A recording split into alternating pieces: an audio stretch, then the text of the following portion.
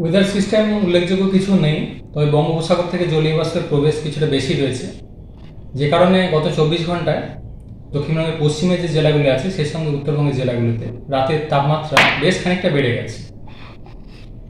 তো আজকের দিনটা 5 তারিখে দু এক জায়গায় হালকা বৃষ্টির সম্ভাবনা রয়েছে, যেমন পশ্চিম বর্ধমান, বীরভূম, মুর্শিদাবাদ, নদিয়া এই জেলাগুলোয় দু এক জায়গায় খুব হালকা ধরনের বৃষ্টির সম্ভাবনা। বৃষ্টিপাতের পরিমাণ খুবই কম থাকবে, ফলে প্রভাব পড়ার মতো কিছু নেই। 6 তারিখে আংশিক মেঘলা আকাশ কয়েক জায়গায় থাকবে, এছাড়া উল্লেখযোগ্য কিছু থাকছে না। 11 তারিখ পর্যন্ত প্রধানত শুষ্ক পরিষ্কার ওয়েদারই থাকবে দক্ষিণবঙ্গে। রাতের তাপমাত্রা বেশির দিকেই থাকবে, তো আগামী 3 দিন খুব একটা কিছু চেঞ্জ নেই।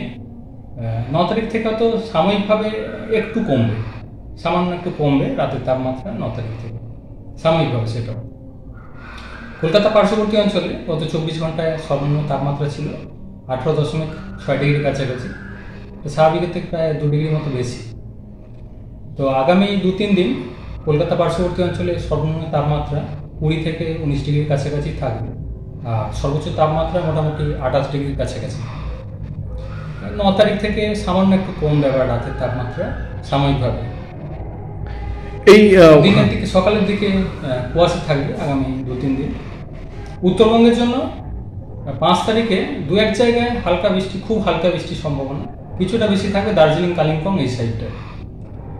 6 তারিখে দার্জিলিং, কালিম্পং এই জেলাগুলো দু এক জায়গায় খুব হালকা বৃষ্টির সম্ভাবনা, অর্থাৎ খুব একটা প্রভাব পড়ার মতো কিছু থাকছে না। এছাড়া 11 তারিখ পর্যন্ত উত্তরবঙ্গ শুষ্ক ওয়েদারই থাকবে।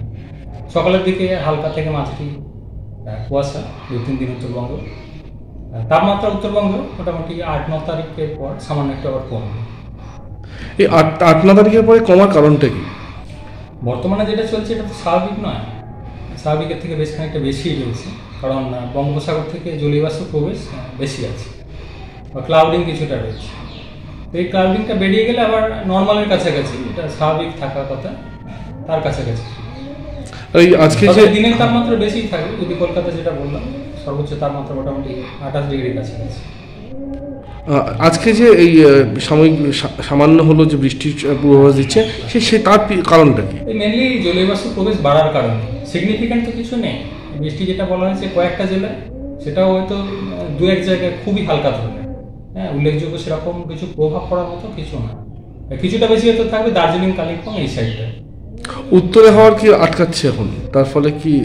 হ্যাঁ, উত্তরে হাওয়া কিছুটা ব্যাঘাত পাচ্ছে, সেই সাথে জলীয় বাষ্পের প্রবেশও বঙ্গোপসাগর থেকে বেশি আছে, তো সেটা একটু কেটে গেলে হয়তো সামান্য একটু ড্রপ করবে আবার রাতের তাপমাত্রা।